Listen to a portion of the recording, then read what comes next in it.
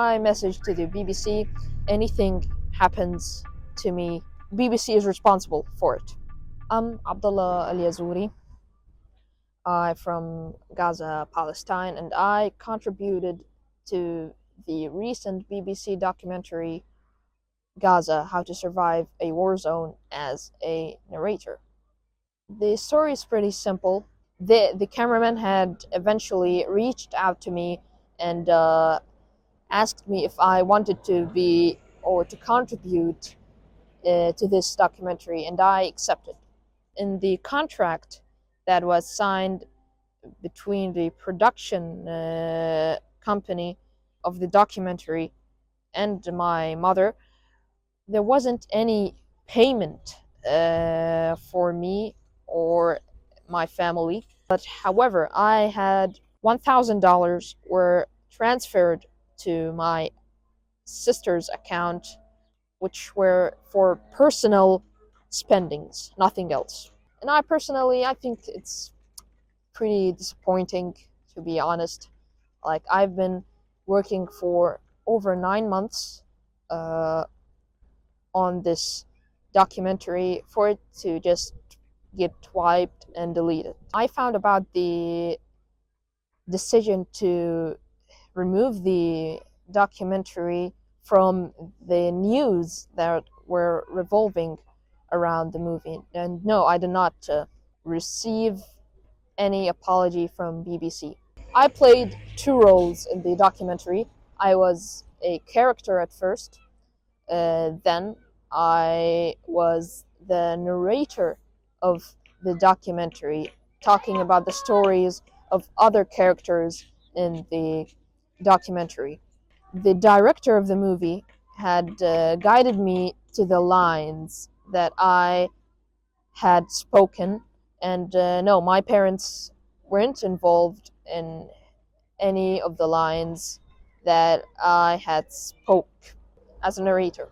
Hopefully it doesn't really affect my future, but it was pretty disappointing and sad to see this backlash against me and my family and this harassment. Yeah, hopefully this time this criticism just passes away. We move on. Personally, I met it with, like, it was very sad to me that the thing that I've worked for just is received with hate. Children in Gaza not have the ability in this war to have education. Many of their rights were taken from them, including their right for food, their right for nutrition, and many other rights that were taken from them during this genocide. I'm very disappointed of the decision you have made. I have recorded more than, like, I think 60 hours of footage that I took. It was just all wiped. And it's very, very, like, extremely disappointing and sad to me.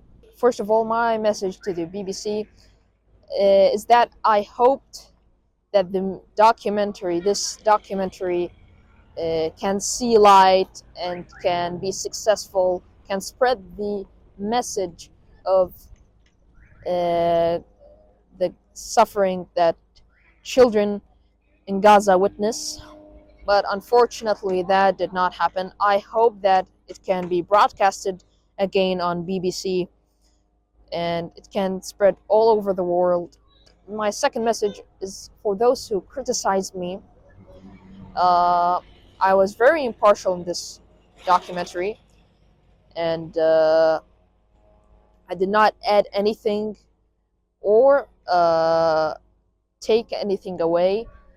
The script that I have read was from the production company that had assigned me to do. Some anonymous people, let's say, had tried to hide the true suffering of Gaza's children by attacking me and my family, cyberbullying, harassment, and all kinds of things, and stalking too, which had damaged me, my mental state, and my family. I did not agree to the risk of me being targeted in any shape before the documentary was broadcasted on BBC. So if anything happens to me, the BBC is responsible for it. I thank all of those in the United Kingdom who had supported me, supported the documentary, and had protested for the documentary to be put back on BBC.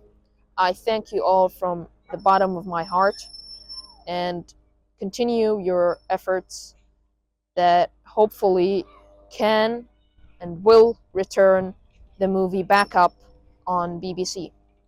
I hope that Gaza sees light again, that children of Gaza have a bright future again, and everybody in this 360-kilometer spot or place sees a better future and a better tomorrow. Personally, my wish is to study journalism at the United Kingdom.